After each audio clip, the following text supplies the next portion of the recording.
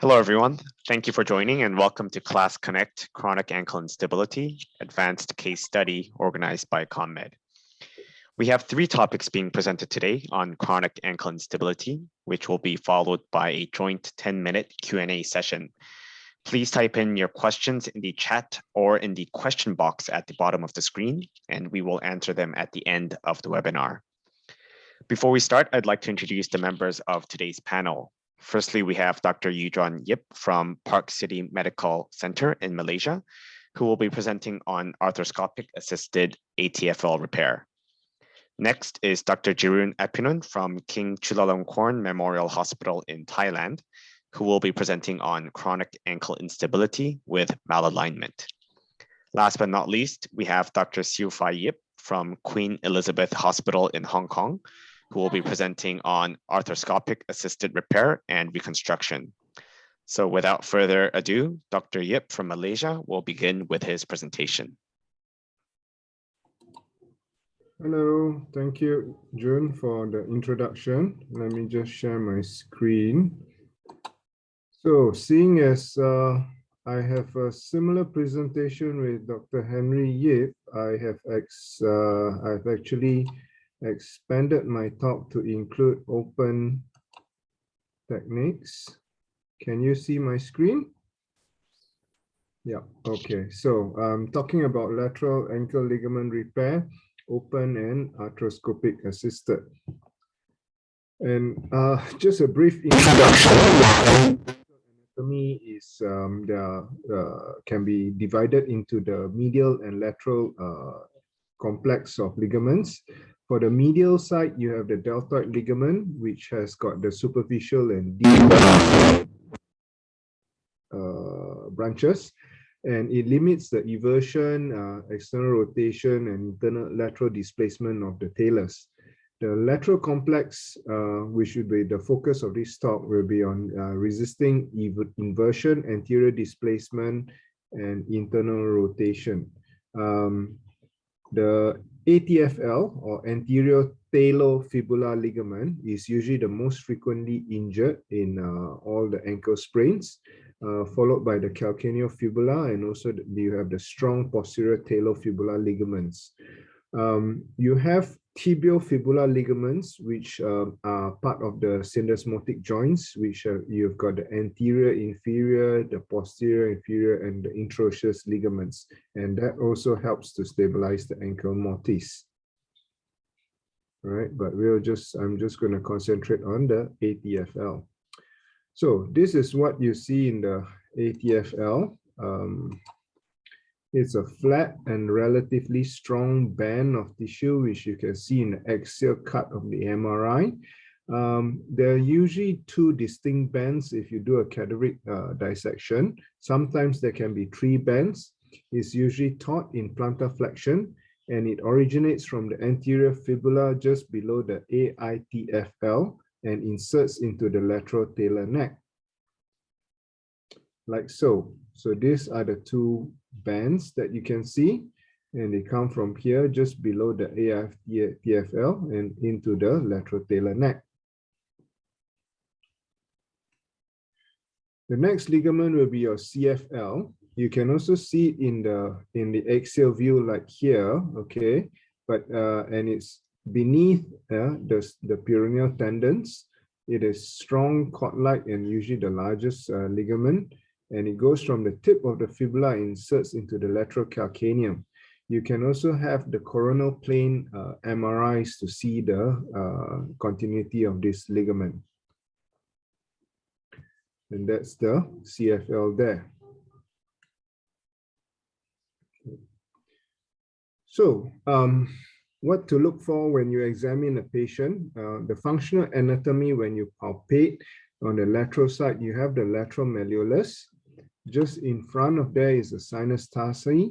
You have the dome of the talus. Usually the lateral dome you can feel in a plantar flex position and invert. And if you invert the ankle, you can feel it more prominently. The ATFL is just below that. Then you've got the CFL right beneath the tip of the fibula. And the postural ligaments are usually quite deep at the back and not readily palpable. You can also palpate the peroneus longus and the brevis tendons. The brevis will be in front of the longus, B before L. And here you can see that there are your sural nerves that run around this area. And in front, you've got the superficial peroneal nerves. Note how close the extensor retinaculum is to the ATFL. When you talk about the functional anatomy, if you do a dissection, you can find that the ATFL is connected to the CFL. And you can see these two bands here, and it's a continuous structure. So this becomes important when you're doing an arthroscopic repair, as you only need to bring up this ATFL to reattach this to the fibula. Frequently, you don't need to do anything for the CFL. If you're doing an open procedure, then you can see both of it reattached to the fibula. So in stress testing, the first to fail is the ATFL, and the last to fail in all these ligaments is the deep deltoid. In neutral dorsiflexion, like here, the ATFL is perpendicular to the axis of the tibia. The CFL is parallel to the tibia and the fibula, and the CFL in neutral dorsiflexion resists the varus tilt of the talus. So this position actually is the best ligamentous and bony stability, because if you remember, the talus is weight shape. So in this weight shape, it fills up the mortise very well in a neutral position. In plantar flexion, like on the right here, what you find is that the ATFL is oriented parallel to the tibia, and the CFL is perpendicular to the tibia. In this position, the ATFL resists the varus tilt of the talus, and there's weak ligament stability because it's only held by the ATFL, and the bone stability is even poorer because now the talus would be in the mortise, and then the narrow part of the talus will be sitting in the mortise, so it can slide medial and lateral. And so if this is usually the position where people sprain their ankles or twist their ankles, and that's why the ATFL is usually the one that's torn. And also, if they have a very tight calf, it tends to plantar flex their ankle. So in clinical examination, they usually have lateral ankle pain. And if you look at the lateral ankle, you can see bruising like in this picture. You get tenderness or palpation over the ATFL region. You can do a provocative test in an acute injury, like an anterior drawer test or varus stress test, which may show instability, but it may be painful, and you may get a negative result because the patient may actually tense his muscles and have guarding. So when you examine the patient, I think this will be Jeroen's stock next. You need to look from in front. You look for cavus feet. You can look for your peekaboo sign by Manoli, you know, your heel picking out. And then you can check for single leg balance, see how whether it's a functional instability or an anatomical instability. You can check the peroneals and check the eversion strength of the peroneus brevis, see whether it's weak, whether there's any chance that it may be injured as well. So you need to treat the cavus if there's a cavus foot. Okay, like here you see very bad cavus, and that's after correction. Now, usually you can carry out the anterior drawer test if it's a chronic injury. It shouldn't be that painful. But here, for clarity's sake, I'm showing the anterior drawer test in the operating room when the patient is under anesthesia. So there's no contraction of muscle, and you see the normal anterior drawer test is hardly any movement, whereas the positive one, you can see a lot of movement on the lateral side. Be sure to get weight-bearing x-rays. Again, the weight-bearing x-rays here, you can notice that there's a varus tilt of the ankle. There's some osteophytes anteriorly and on the medial side. gives you an idea that this is a chronic ATFL injury, and it gives you an idea whether there are more things to be done, like a supramalleolar osteotomy in conjunction with your ATFL repair. You can get stress radiographs. This is a normal stress radiograph on your left and a positive stress radiograph on the right. And what you can see is that the joint line congruency is normal on the left, and on the right, there's gapping of the posterior joint line. From the AP view, if you do a varus stress, again, normal, you see the very nice joint congruence here. Whereas in a positive stress test, you can see a varus tilt, an opening of the lateral ankle joint and the talofibular joint area. And as I mentioned earlier, the MRI, you can most patients, they at least in my setting in private practice, they usually require some form of investigation as a second opinion. And you can get an MRI, and in axial cuts, in a sprain, you can see the ligament, and it is usually grayish in color where there's a tear or a sprain, a partial tear, but still in continuity. Whereas a complete tear, you see absence of the ligament, and you can see even the fluid in the ankle joint coming out. So the goal of treatment for chronic ankle instability is usually a painless, stable ankle, and an ankle which can participate in sports. And usually, I'm not going to talk about the non-operative conservative management here. I'm just going to focus on the operative management, where you can divide it into an open repair and an arthroscopic repair. And in an open repair, you have an augmented and non-augmented anatomical or non-anatomical augmentation as well. The important thing is from literature in the past, I think 20 years, it needs to be anatomical. So the gold standard has always been a direct repair with a Bostrom technique, and you can augment it with a gold modification. And this avoids graft and donor morbidity, especially indicated for primary ankles that are going for first operation. It's usually better for proprioception than using a graft or any kind. So what about arthroscopic surgery then? If you're doing an open surgery, normally I would advise to do an arthroscopy examination of the ankle, followed by a Bostrom anatomical ligament reconstruction. You can do a pants over vest repair of ligaments and capsule, and you can reinforce with a gold modification, which is the extensor and retinaculum. So the types of incisions that you can do has been described like an oleus incision along the Langer's lines, which gives a good cosmetic scar. You can do a reverse J like here, which is a little bit long. So the problem with these two scars is that it runs into the path of your sural nerve. So if you're not careful, you would cut the sural nerve. In this patient, the sural nerve was cut. This was done by a sports surgeon. So I prefer a curvilinear incision, which is a little bit like this, okay? And in this incision, if you look at the drawing, you actually go across the ATFL, the native ATFL.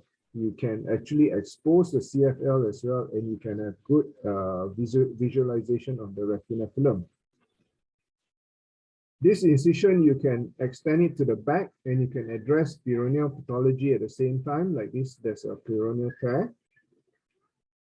Okay, so here you can see intraoperatively, when the whole ligament complex is loose, you can see how loose the ankle is. All right, so this is the capsule, this is the ankle joint.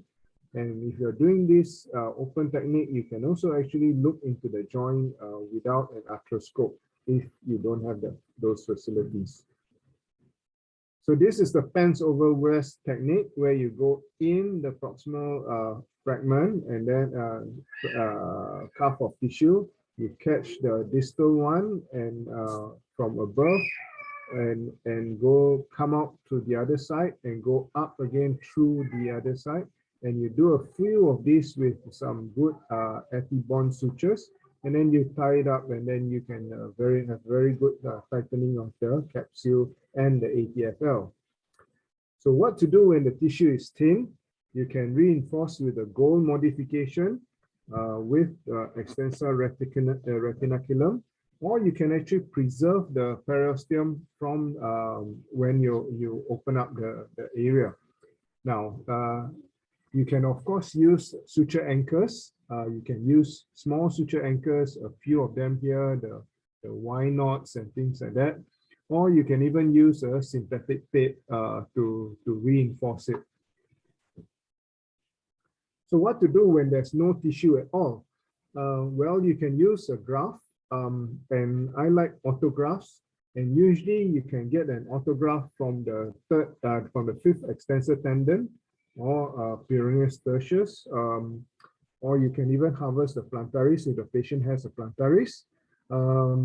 I normally don't recommend the gracilis because then the knee surgeons will come after you if they can't do their ACL reconstruction. So you can use the graft as anchor with some phenodhesive screws or interference screws above and below. So what about other reconstructions? Well, I don't do any of them. I just show it as completeness sake. But the main problem with this is they are non-anatomical. So they end up with a lot of stiffness and premature arthritis. So you've got the Watson-Jones, the Evans, Larson, Chrisman, Snook. All these are more or less out of favor currently, right? Even the Emsley. So the reason why they're non-anatomical, because one thing, it crosses the subtalar joint, some up to the fifth metatarsal base. It's too stiff and it's a little bit vertical. So what about in arthroscopy? So this is the drawer you can see under general anesthesia. And you can see, you can even do a various tilt under direct vision, and you can see the lateral ankle joint opening up. You need to, when you're in the ankle, you need to treat the synovitis. See florid synovitis here. Incidentally, you can see uric acid crystals in the ankle joint. You need to treat the impingement. And here you can see a very big bony impingement. And treat the OCDs, whether it's a small lesion where you can microfracture, do a bone marrow stimulation, you can bone graft it, you can put some scaffold over it, or you can do an Oates procedure. And since I'm already there during the scope, what about an arthroscopic repair of the ligament? Now, is it market driven? Well, you can ask the implant companies. I think if I do arthroscopic, I may end up using a little bit less anchors. But the main question is it as good as an open repair? This picture by my friend Kinwai, you can see he's outlined the fibula, the gap in chronic ankle instability where the capsule is. And after you put an anchor suture and reattach the capsule, you can see that there's no more gap. So this is an example of a patient of mine. This is the left ankle, and you can see with the scope in the medial portal, this capsule and the ATFL here is detached from the bone. Here you can see the AITFL. So the entry point for the suture anchor is just below the AITFL here. And you make sure when you put in your suture anchor, you don't go into the joint and you don't fracture the lateral wall.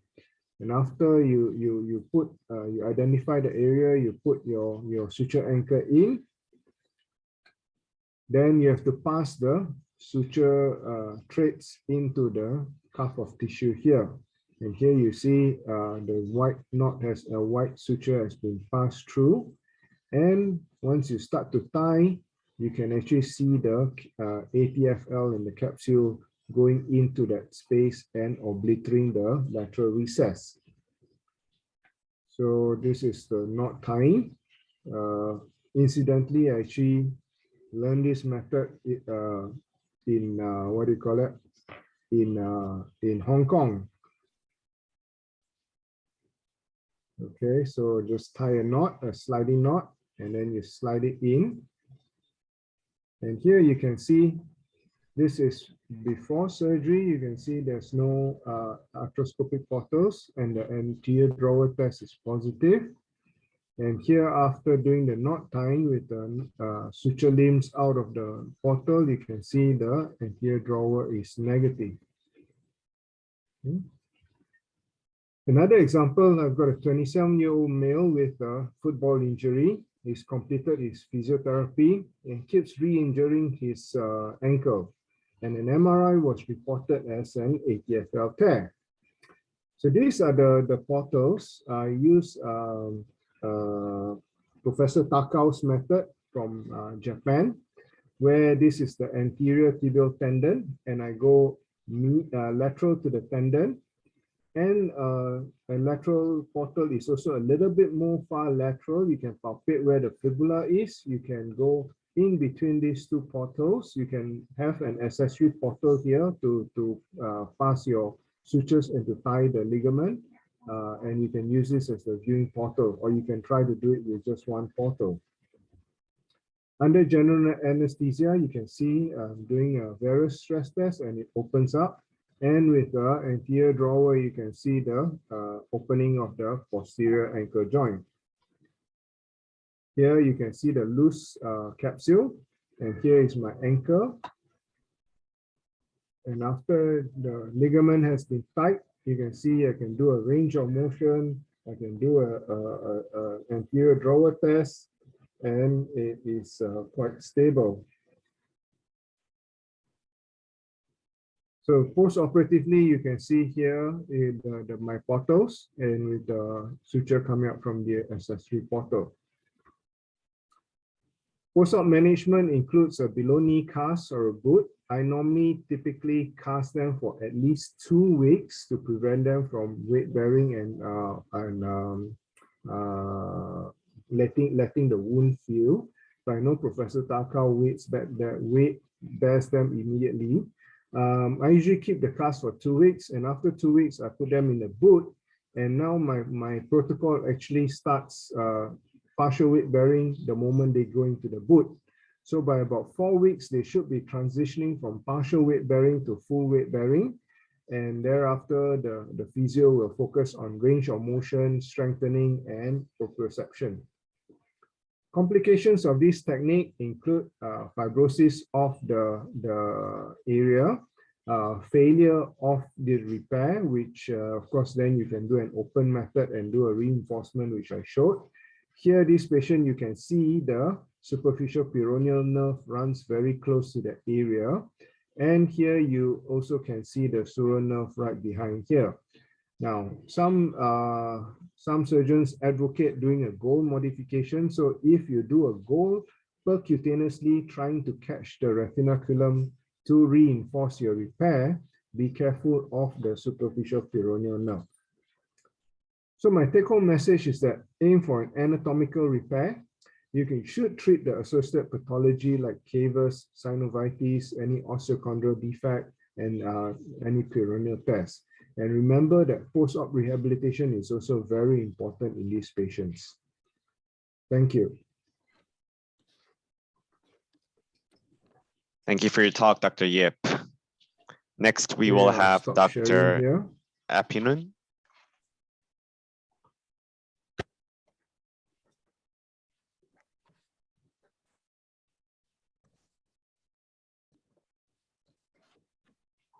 Okay, you can see my slide. Good afternoon, the director, the panelists, and our audiences. Thank you, CONMED, for giving me the opportunity to be here again. Today, I would like to talk about the importance of malalignment in chronic ankle instability and how to assess and deal with it.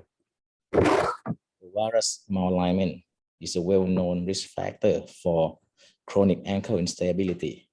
In the classic paper of Strauss in 2007, It was found in 8% of chronic ankle instability cases in the series. And more importantly, in the revision group, because of recurrent pain or recurrent instability after the primary reconstruction, it is accounted for 28%. The malalignment causes the patient to be more prone to lateral ankle sprain, have a repetitive episodes of trauma, and put more strain on the lateral ankle ligament and peroneal tendon. Also, the varus hind foot results in unparalleled axis of the mid-tarsal joints, which makes the foot lack of flexibility in shock absorption during gait, put the foot under more pressure, and leads to early arthritic change. The malalignment can be in either tibia or high foot level. The causes of varus tibia can be congenital or post-traumatic. Varus high foot can be either in isolation or as a part of more complex deformities, such as idiopathic or neuropathic calvovarus deformity, a residual congenital clubfoot, or tarsal coalition. It can also be from post-traumatic, for example, myunited calcaneal fracture or after component syndrome. Dysfunction of peroneal tendon by degeneration or trauma is also a possible cause. Okay, to assess the alignment of the whole lower limb and the foot need to be evaluated. The flexibility, range of motion, and contracture of Achilles tendon and gastrocnemius muscle tested by silver scale test.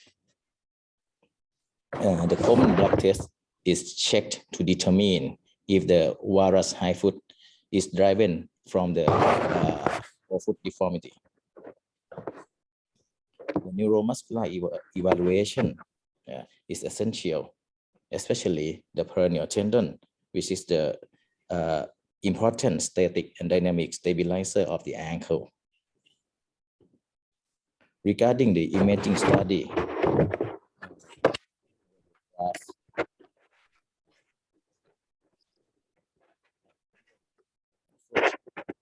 the high foot alignment will, if needed, should be obtained. CT scan has a role in myunited fracture or tarsal coalition, and MRI is useful in assessment of soft tissue, the ligament, the peroneal tendon, and other associated pathology. However, the sensitivity of the MRI scan is not as high as we expected. Conservative treatment, give questionable success, but may be beneficial for the patient with flexible deformity who has a high risk for operation or elderly. The conservative treatment includes physiotherapy, the stretching and strengthening exercise by taping or by brace, the insole or orthosis by lateral wedging. It can be tried for up to 6 months. If it still fails, then the surgical management may be considered. Okay. The surgical treatment need to address all aspects of pathology in both bone and soft tissue. The malalignment need to be corrected. In varus tibia, supramalleolar osteotomy is the answer for correction. For the inframalleolar level, it can be treated by calcaneal osteotomy, either by lateralizing osteotomy or by the wire type. However, in the neurogenic calvovarus deformity, sometimes in this type of patient, the pathologic nerve sometimes has an enlarged size, which if we perform the lateralizing calcaneal osteotomy, we in the moderate or large amount of translation, the nerve decompression may be needed. The subtalar fusion can be used to treat the malunited calcaneal fracture in varus deformity. And if the varus alignment of hind foot is resulted from forefoot deformity, or the forefoot already has the fixed deformity after the correction of the hind foot, then the osteotomy of midfoot or the first ray need to be done. Okay. Apart from the bone, the balancing of the dynamic stabilizer around the ankle is also important. The contracture should be released, and the weakness, the weak muscle unit around the ankle should be reinforced by the tendon transfer.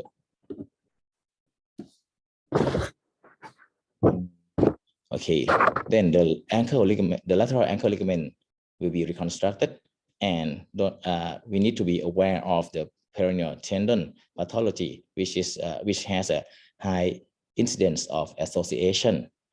The exploration and the debridement or repair for the pathology will be done after, depending on the result of exploration. Okay. More interesting, not only the varus malalignment is associated with lateral ankle instability, even in the valgus deformity, the prevalence of ATFL injury for 62% was found in pes plantar valgus stage 2 or 3. Okay, I would like to share some of my example cases. The first case is a young female with unstable ankle and recurrent peroneal dislocation. She has a tibial vara from examination, and this is her radioscanogram and hind foot alignment. Okay. In this case, we decided to go for the tibial osteotomy, fixed with intraabdominal nail, because if it's because the center of rotation angulation in her tibia is in the shaft, so we decided that we couldn't use the supramural osteotomy. Otherwise, we need the translation as well. So we go for the diaphyseal osteotomy and fix with the nail, and then we repair the ankle ligament and the superior peroneal retinaculum. The second case is a middle-aged guy with the unstable ankle and peroneal tendon tear. In this case, from examination, he has a cavovarus deformity of the right foot. Okay. See, so the plan of correction is to osteotomize the calcaneus and to correct the plantar flex first ray, which is fixed already with the dorsiflexion osteotomy, and to repair the ankle, the peroneal tendon tear, and to reconstruct the lateral ankle ligament. In this case, because the skin bridge, which if we perform, if we incise on the lateral utility incision for repair of tendon and ankle ligament, and also for the calcaneal osteotomy, I was afraid of the bone bridge if it's too narrow. Therefore, in this case, I used a minimally invasive burr to perform the wire type osteotomy by burring the lateral cortex of the calcaneus, and then after the desired amount of cortex removed. Then I put the KY and use it as a joystick to pull it into more valgus position. If not enough, then we can just put the bird inside and swipe up and down while pulling the calcaneus into valgus so that we can remove more cortex until the optimal position is achieved. Then the fixation with screws was done. I usually use the first screw on the lateral side as a partially thread for the compression effect, and then the second one more inserted more medial as a full thread for more strength, and then perform the plantar dorsiflexion osteotomy and repair the ligament and the peroneal tendon. Okay, the third one, she has a PS planar valgus plan for the triple arthrodesis and also the medial column fusion. But after intraoperative stress examination, this is what I found. This is the axis of talus. So it demonstrated the lateral ankle instability. Therefore, in this case, I need to transfix the ankle first before perform the triple fusion and also the medial column fusion. After that, I reconstruct both medial and lateral side ligament. Okay, for conclusion, okay, the valgus alignment is the important factor for lateral ankle instability. The preoperative evaluation is essential to differentiate if the level of deformity is at the tibia or high foot level. The conservative treatment yield a questionable success, but may be beneficial for the patient with flexible deformity or who are not fit for surgery or the elderly ones. The surgical treatment need to address all aspects of the bone and soft tissue pathology by correction of malalignment, balancing of the dynamic stabilizer, and repair or reconstruct of the ligament plus minus peroneal tendon. And the lateral side instability is also existed in valgus deformity as well. Thank you very much. Thank you, Dr. Apinoon, for your presentation. Lastly, we will have Dr. Yip from Hong Kong present on this topic.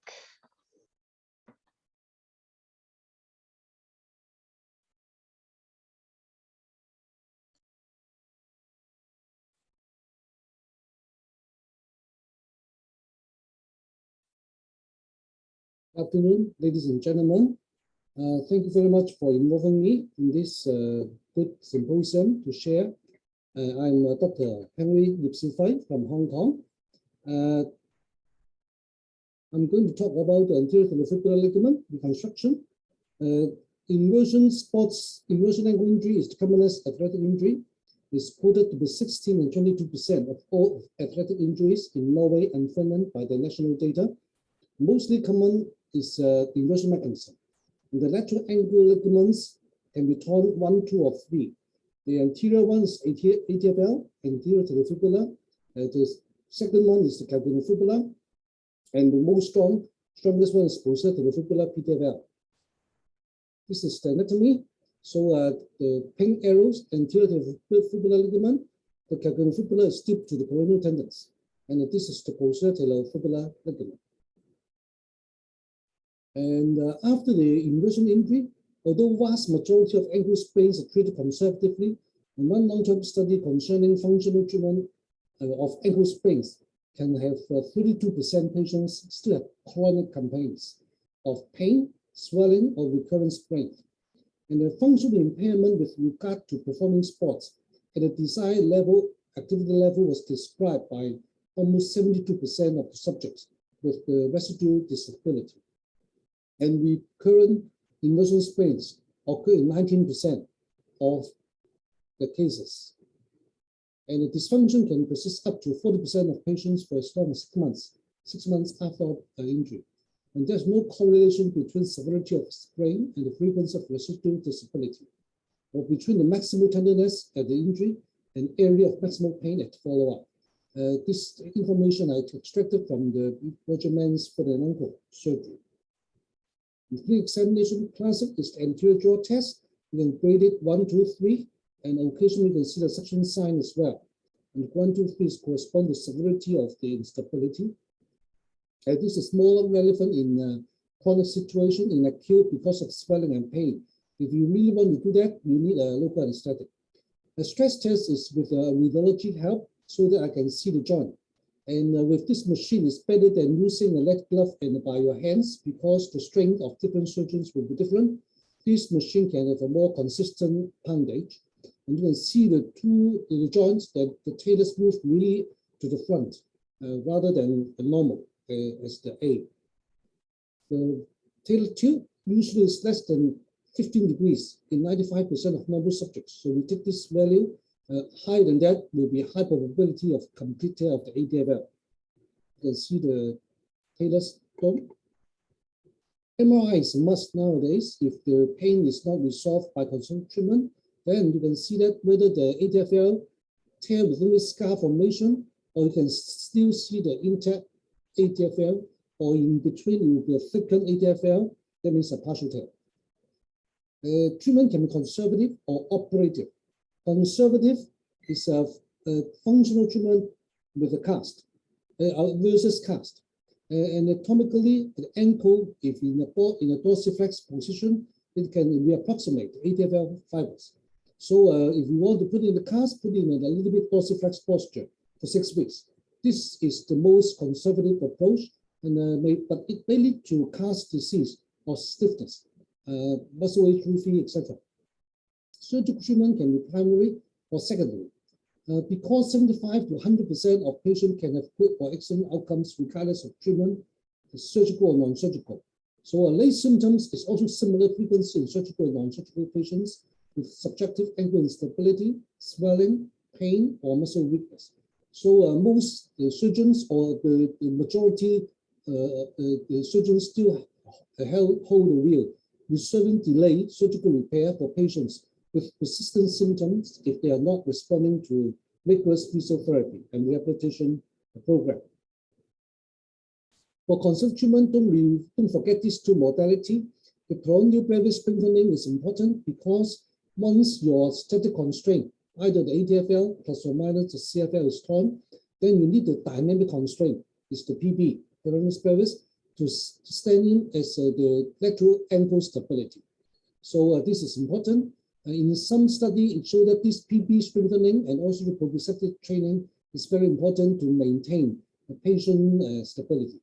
And this proprioceptive training is by standing on an unstable platform, and this can also to retrain the reflex, with some thinking that the recurrent ankle sprain may tear some of the nerve fibers in the lateral ankle and thus delay your feedback. So if you can pick up your feedback over the lateral ankle, that can prevent further recurrent ankle sprain. So for surgical treatment, it can be repair or reconstruction.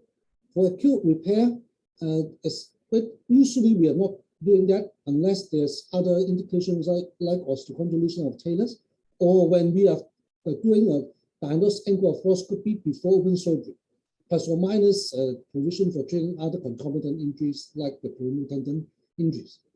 The second possibility is residual symptoms after initial conservative treatment. This is the majority cases that I did for ADFL repair. But sometimes difficult to declare when is the failed conservative treatment. And hopefully we can still see the ADFL stump in the MRI. Otherwise, you cannot do the repair as such. Whether you want to do the inferior extensor retinaculum augmentation is a standard goal modification. It depends on how lax you're feeling during the clinical examination and how good your repair intra after your repair. For the more delayed or chronic lateral ankle instability, we do the ATFL reconstruction, usually the stump is not well seen or even absent in the MRI. And symptoms can be recurrent ankle inversion sprains or subjective ankle instability. It can be due to a symptom of pain, or even after a repeated surgery, then we need to think about the reconstruction rather than a simple repair. An examination before operation must well other differential diagnosis to cause the pain and the local tenderness spot. And usually in this situation, chronic ankle instability, the anterior jaw, and the inversion stress test usually are positive. And remember, aggressive physiotherapy should be prescribed before deciding operation for ankle reconstruction. So the reconstruction should be indicated for more young and middle-aged active patients who have failed response to well-designed physiotherapy. And radiographic criteria will be anterior jaw more than 1 centimeter or side-to-side difference more than 3 millimeter. Talar tilt more than 15 degrees or side-to-side difference more than 10 degrees. But most critical is still the symptom and signs, complaint you found in patient. And the contraindication to surgery, other causes of instability like collagen disease, tarsal coalition, etc. And relative contraindication is the patient failed to participate in a pre-op rehab physio program. In this kind of patient, you cannot expect them to comply your post-op rehab either. So the choice of surgical procedure, if there's remnant remaining of the ATFL are sufficient, we can do a rostrum gold repair, be it an open or arthroscopic. Usually good result by both methods. But if the remnants are insufficient, we cannot see in an MRI or repeated surgery, then we need to think about alternative reconstruction procedure. Currently, there are no clear criteria to help decide whether the remnant is sufficient or not. Not only the presence, but whether they are of good quality to hold your suture, sometimes it's difficult. That means sometimes you need to do the consent of repair plus or minus reconstruction.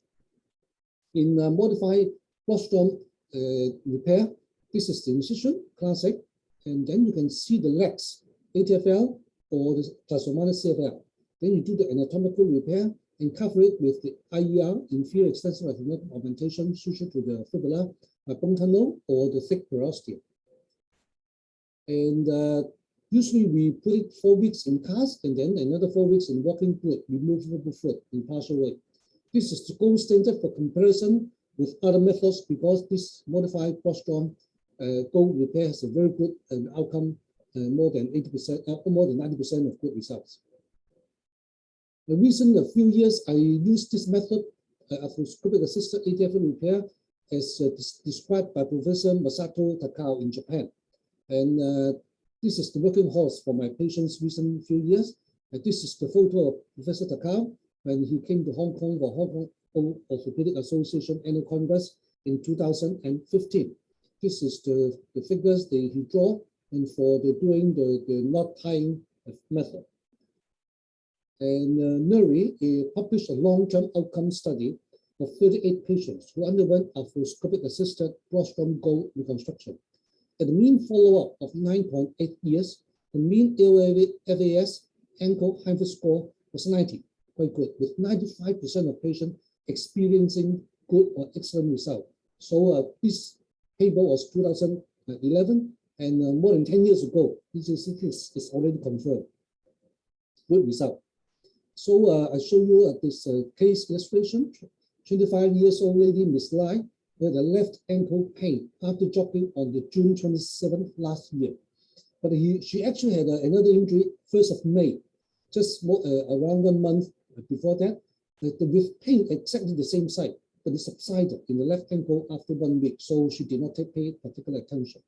But this second injury, after get the pain not persistent and to retro ankle, despite physiotherapy for 3 months. So the MRI was done in 29th of November, actually 5 months, showing a partial tear of ATFL and CFL, but not much bone marrow edema, already 5 months. So we talk about arthroscopic assisted ATFL repair, which was conducted April, almost another half year for patients to try more. And this is the arthroscopic photo. You can see the red area here. This is the inflammation. This is the ATFL, fibula gutta. And you can see that this is a bit bunched up and on testing with a probe. And this is a bit lax. And probably this ATFL was detached or injury and then trying attempt to heal by itself. But this is not healed well, and with the scar over here, and patient and this ligament still lax. And so we shave this area, the redness area, and prepare the fibula bag. And put in a needle to assess which site is best to anchor on the ATFL. This is the ATFL. Still, the scar here is not normal. The scar and the redness, we put in the needle here together with the nylon suture, needle thread, and then I put in a hemostat to grasp this the needle suture, and then to lead the suture with the suture anchor. And the suture anchor, when they tighten, you can see the ATFL here. This is the fibula malleolus, the talus. And when this is beginning to be tightened, once it tightens, it will close or cover your view because the capsule will be involved. And this lady, Miss Lai, after the surgery, overall improvement 80 to 90% was already quite good. But there's still a small area, residual local tender spot, just anterior to fibula malleolar tip. And on palpation, I'm not sure it's a suture anchor edge or real knot irritation. So I use clinic ultrasound to show there's local inflammation with increased blood flow there. So this corresponding to the pain. Just a week ago, I injected the local steroid 0.6 ml depomedrol, and the pain 3 or 4 days later really went away. So sometimes we need to tackle about these small ailments. And the reason 1 year, I also use Professor Takau's improvement modified lasso loop stitch. This I don't need to use the stitch pusher. I just use this lasso loop when you pull it, and it will glide and bring the whole ATFL towards the bag, in the fibula bag. It's quite a good design, actually. You can try that, but you need to read this paper 10 times before you may fully understand it. Okay. For ATFL reconstruction, more chronic one, usually it necessary in patients with high foot varus or cavus tendency, high BMI patient, high demand athletes with some tendency of ligamental laxity, fibular ossicles, or there's no remain ATFL stump in MRI seen, or in revision surgery cases, or you can feel the subtalar instability. And Louis, 2007 in Hong Kong, already reported the technique using arthroscopic ATFL reconstruction by tendon graft. And this is Professor Takau. He used this 3-bone tunnel and then house the tendon graft as the reconstruction for those with a poor ligament stump remain. And for the tendon graft, you can choose the semitendinosus or gracilis in the knee region. According to Coughlin, he said it's easier to explain to patients because they may have experience with ACL reconstruction. For me, I think I don't want to add another surgical field exposure, draping it. I like Panteris if there's present. It quoted to be 80% present in normal subjects, and I prefer to use my clinic ultrasound machine to assess them before operation to confirm their presence. And allograft was also mentioned, but I have no experience on this. And this is a few slides as sharing by Dr. Gong Siwa. Thanks for his help. And this is the gracilis graft in one of his case, 135 millimeter. This is the accessory anterolateral portal, and this is subtalar joint portal.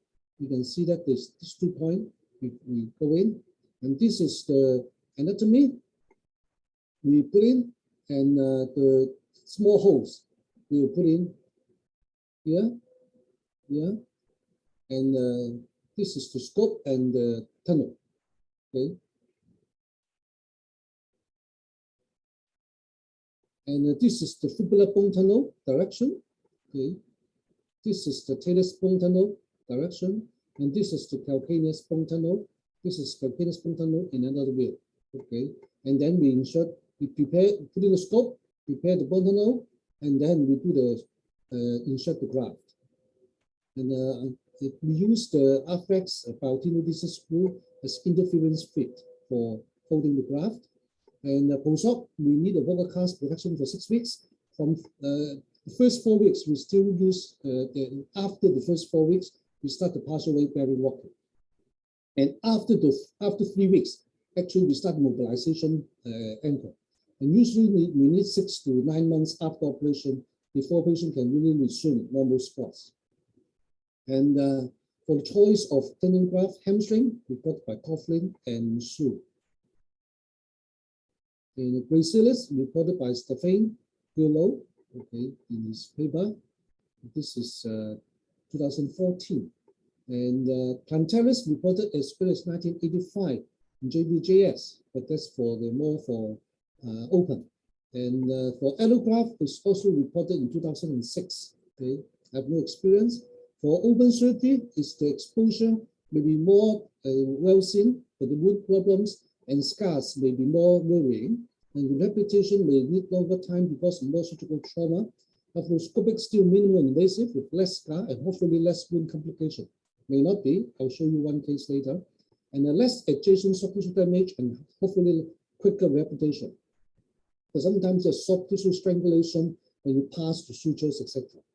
And with more experience, arthroscopic assisted ATFL repair seems working better and better for my patients. And I'm more and more happy on this MIS method. And for allograft cases, this paper was by Matheny in 2016. 86 patient minimum follow-up 2 years. And when compared with lateral ankle repair, the anatomical allograft construction procedure similarly have favorable outcomes, including high patient satisfaction, high function, and activity level. And there's no revision surgery in either cohort. So my personal small series for the ATFL repair with the stump still found in MRI, 2015 and to 2020 last year, 12 patients, male to female 7.25, mean age 26, equal male and female, all have equal size, left and right, all inversion mechanism with no improvement after 6 months physio, and 4 of them have functional instability recurrent sprain. I used the Takao method just described, and I did not do the CFL repair. Recently, Takao said that the CFL is like a U, inverted U ligament together with the ATFL. Once you tighten the ATFL, there is some tightening effect on CFL as well. Post-op, I put in 3-week cast for stability, but Takao said no need for it. Non-labral walking exercise. And then after 3 weeks, I put in the walker, removable walker with partial weight bearing walking. And 9 of my patients had excellent results, and 3 had good results subjectively. Complications, I had pain in the suture ankle site, around 2 of them, both resolved after the local steroid injection only once. And this is another case, but I only have 4 or 5 cases of reconstruction, so I cannot put up a small series. And this lady, 27 years old lady, and presented 2016 and November 4th, has a repeated inversion ankle sprain, functional instability for 2 years already. She also had a right posterolateral ankle mass. And clinical examination, there's a mild cavus with the mild grade 1 to 2 anterior joint inversion, and peritoneous no subluxation. And the mass at the right posterolateral ankle is a more firm surface. And actually, my ultrasound in clinic showed likely a ganglia. So MRI was done, so a torn ATFL and CFL with ligament substance not well seen at the fibular side. The cluster of ganglion in the posterolateral subtalar joint and ankle region with a normal perennial tendon. So the cause may be from the joint rather than tendon. I discussed the patient for operation because the ganglion is symptomatic and also the functional instability need to be dealt with. And the left for further physiotherapy, although she had both ankle symptoms, the left ankle improved, but not the right side. So I did the right ankle operation with the OT plan is ganglion incision open, subtalar joint arthroscopy to divide the subtalar joint, which likely caused the ganglion, and during the arthroscopy and arthroscopic assisted lateral ankle ligament reconstruction, and using a plantaris graft. Pre-op, in my clinic, I used to confirm the plantaris graft is present, and because I don't need to open and take another field in the knee area. And after final trial, the right ankle still no improvement. So this is the plantaris tendon in the medial side of the Achilles tendon. Ultrasound, you can see the tendon in between the gastroc and also the soleus. And after the operation, post-op is initially quite well, but at 9 weeks post-op, this lady developed post-lateral ankle abscess. IND done actually twice. The first time I incised this pus, just 1 mil. Second time, when I go in again because the redness we collected, I felt a little bit suture inside. So I cut and debride it, and afterwards the well subsided after second drainage. Post-op well till now, in April till now, and no more ankle sprain, no pain, subjective ankle laxity gone, and all sports can be resumed, mainly basketball and tennis for her, and jogging. So conclusion, surgical outcomes of lateral ankle ligaments injury are good overall by both open and arthroscopic means. The method chosen depending on your experience and preference. Minimal invasive means is effective in my hands.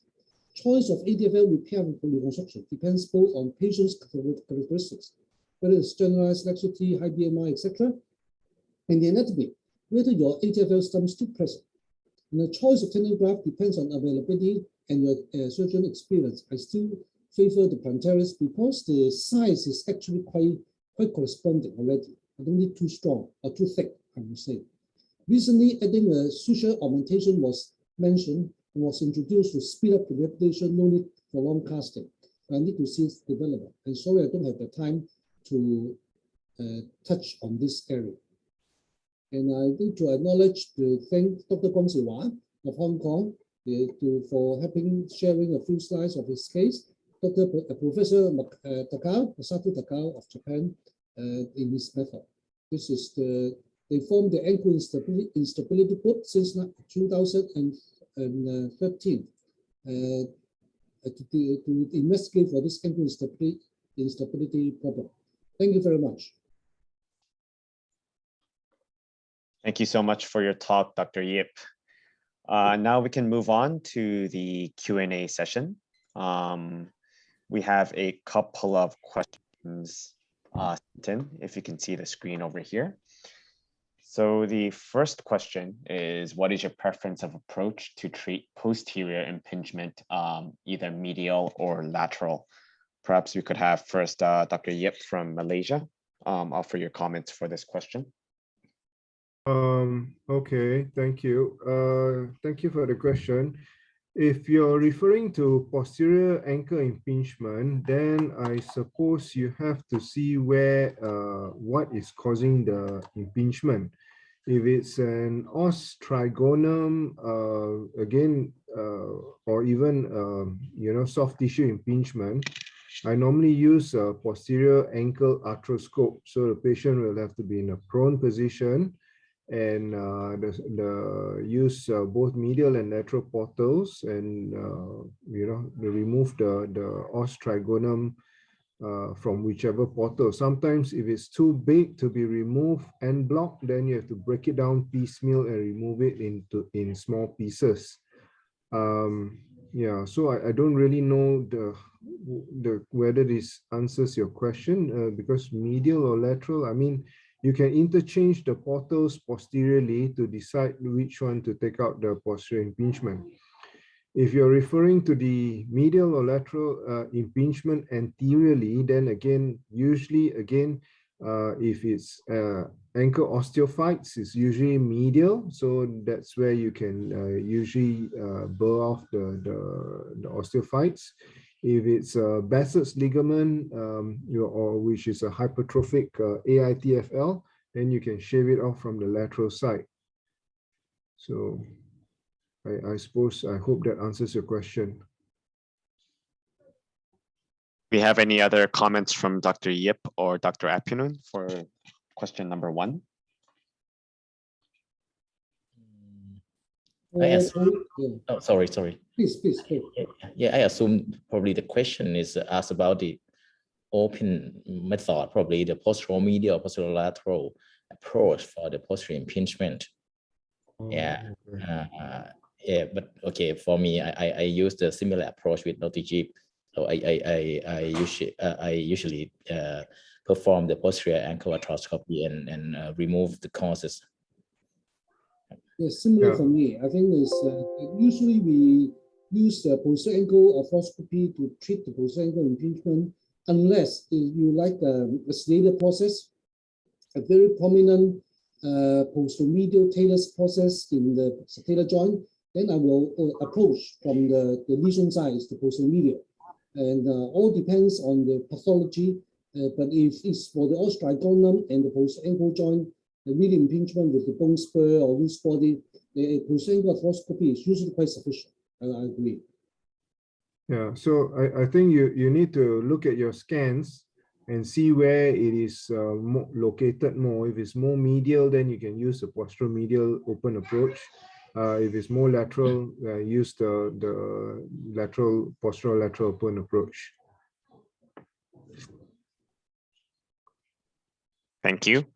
Number 2, are you a proponent of the anterocentral portal for anterior ankle arthroscopy? Perhaps Dr. Apinun, you could answer this first. Well, okay, I don't routinely use it because most of the time, almost all the procedure could be done with just a standard anteromedial, anterolateral, or accessory medial lateral. So no need for anterocentral portal. But if it's needed to be done, then with the careful portal creation and the sleeve or the sheath to protect the soft tissue during the time that you use this portal, I think you can work through this portal safely. Yeah.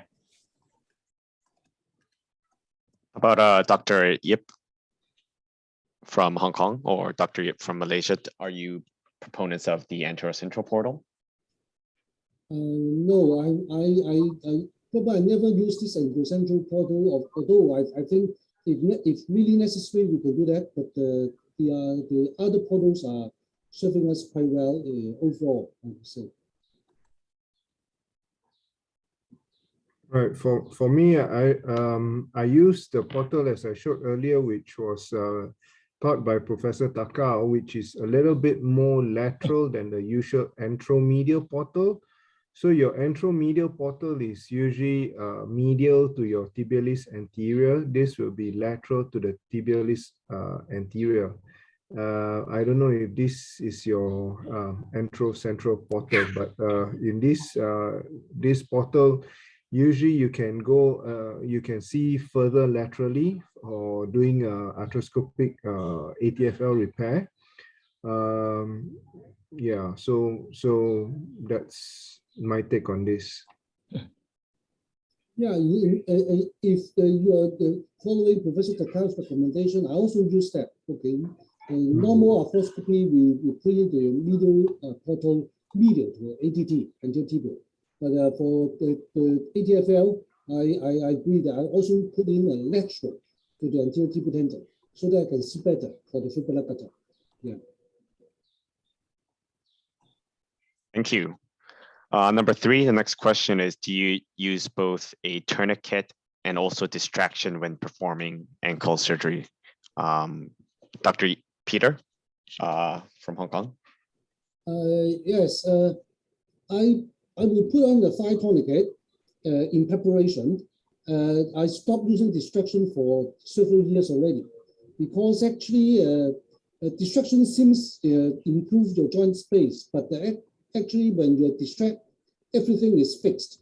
That means your scope or other instrument can scratch onto your joint surface, whatever. But if you let it move, that means the bone and joint can evade your stress and pressure. It's actually more safer. So I do not use distraction more than 3 years. The thigh tourniquet only necessary in the sense that usually when you put the saline back high up, the pressure is quite good already to stop the bleeding. I admit that if I put on the thigh tourniquet but do not inflate it, I probably will need to spend another 15 minutes more by using the radio frequency ablator to stop the bleeding. But that is quite rewarding in the sense the patient do not have any numbness after surgery. And I can see really the bleeder even during surgery. Occasionally, I put up the tourniquet for 10 to 15 minutes for crucial procedures, but seldom nowadays. If possible, I just put as high as the saline bag for the saline pressure, but do not inflate the tourniquet, although it's put on the thigh before the surgery. That's my current practice. Thank you. Right. Thank you. I normally use a tourniquet. I use a tuta pump and cold saline. No adrenaline, no motorized pump, just a manual pump as and when you need. I think the ankle is very limited in its space. So if you use too much pressure and all that, then the distension will cause a lot of issues. And like what Dr. Yip says, I also use radio frequency. Distraction wise, I sometimes hook it up if there is an associated OCD where I need to get to the back of the ankle. Then I will use a traction, a manual traction for the ankle distraction. Other than that, it's just the thing about this type of surgery. I find that there is a learning curve, but after you start doing it, you can actually do it fast, and it's usually faster than doing an open procedure. And also, the other reason to do it fast is because if you mess around with it too much, there's a lot of soft tissue swelling. You may not be able to see your ATFL to repair it and the site to put your anchor in.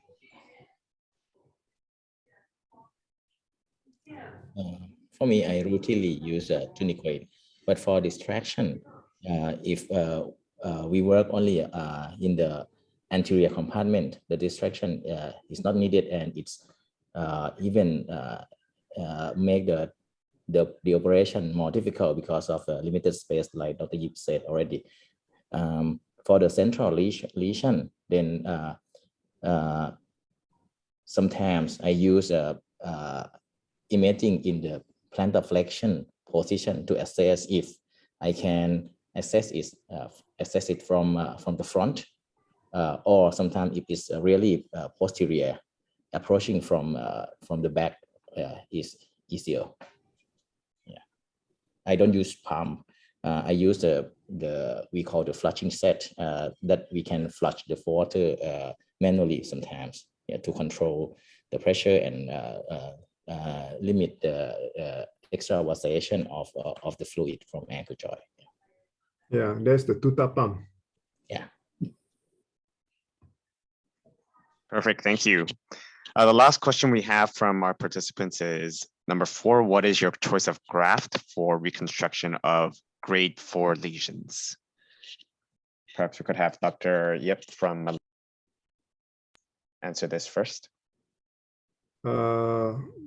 I think for me, it depends on actually what, if it's a primary lesion, even however lax it is, you first must rule out other causes of joint laxity, whether there's any Ehlers-Danlos syndrome or Marfan syndrome and things like that.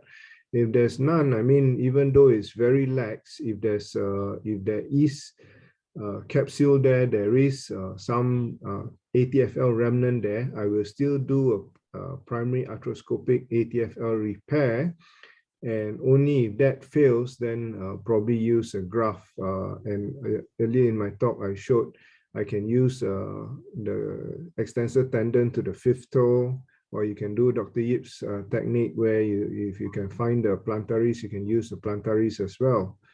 Right. So sometimes if it's a very active sports person who needs very fast and very strong, stable ankle, then I may supplement with some device where there is some artificial augmented device like the Artilon or an internal brace and things like that. But that's in a rare situation, because most of the patients are normal patients, they don't really need such high, strong, stiff ankle. And sometimes with those, you can over tighten the ankle, and then they get loss of mobility in the ankle. What do you guys think?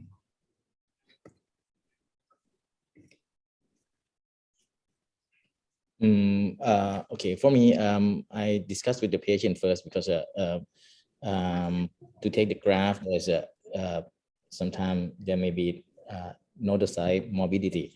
So the decision to use the artificial ligament, okay, sometimes it's the cost the patient cannot bear. So we discuss first if the patient would like to use the autograft or the artificial one, and also the examination result, if he has a hyperlaxity or not. For me, sometimes I just use the autograft, but not maybe from the local area, not the plantar wrist one. We can try use the periosteal flap plus the method of Tourné to harvest the inferior extensor retinaculum, but not like the GU modification. Just cut the part of the band and tubularize it and reconstruct it as through the tunnel as to make it similar to the ligament, and sometimes augment with the artificial one if the patient can afford it. Yeah, to use the plantar wrist, I need to confirm if it exists first, because it's not exist in every patient. Yeah, sometimes we need to use the hamstring. Yeah, I agree, and I presented that I would use plantaris because its presence is quite convenient, and I'm operating on the ankle. Actually, I have some feeling that if I do not find without ultrasound, I may not be able to find the plantaris, right? And if you go in and you do not see the plantaris, I'm thinking whether I should cut a strip of Achilles tendon, so you can use that as a donor graft. And but we need a length, so you need two small holes or two areas to cut the proximal and distal. And actually, the first case I just presented the lady that I do this plantaris graft. I used the tendon cutter. I failed. So the proximally, I need to open a small hole to cut the tendon. But I think that I can do the similar for the Achilles tendon if necessary. Yes, I would use the plantaris graft. And actually, there's a paper, very interesting. I did not have time to present. Is that there's a paper showing that if you have the palmaris longus, which is easy to test, right? If you can have palmaris longus on one side of the hand, there's 87% chance, 87% chance you have an ipsilateral ankle also has the plantaris tendon. Very interesting, without ultrasound. Okay, you check the palmaris longus, and you have a 87% chance if you have a palmaris longus on the left hand, then your left ankle will have plantaris. Very interesting paper. Yes. So I'm checking my palmaris longus now. Yes. Perfect. Thank you so much. I think that's all the questions we have from the attendees. Perhaps if there are any more questions you would like to ask among the panel members or any points of discussion, this is your stage. And Yep has mentioned about the capsule. I think similar. Actually, with small cases of arthroscopic ADFL repair, occasionally we found that the ADFL is not too good quality, somewhere in between. I mean, not bad enough for us to consider reconstruction. It's still probably repairable, and we have some feeling that even you tighten it a bit, or you anchor it a bit onto the capsule. When you tighten the capsule, you might serve more than 50% improvement already. So for those cases, if your feeling is not that lax, just a bit lax, but not the worst situation, and no recurrent sprain history, you might think about holding onto the capsule and then tighten it, and as a supplementary or representative tissue or for the ATFL repair. Sometimes it's quite good already, and this need to be addressed. Okay. Yeah, I agree with you. I think I don't know how many of you all are familiar with this concept of micro instability by Jordi Vega. And he was actually mentioning that there is such a thing where you find that there may not be an anatomic instability, more of a functional instability. Like in even your small case series, there were patients with functional instability. I've had patients where I can do an anterior drawer test in the clinic and it is only like a grade 1, maybe grade 2, but usually maybe just grade 1. But despite 3 to 6 months of intensive physical therapy, ankle proprioception, they got good peroneal strength. And then the MRI you can see is like a sprain picture. You can see a little bit of the ATFL, but it's not completely torn, but they still have pain and instability. And these are the ones where, you know, where I put the camera in and I see, okay, the ATFL is there, but it's a little bit lax, and you know, the capsule is definitely lax. So you catch those things and you tighten, and somehow they end up having good outcomes.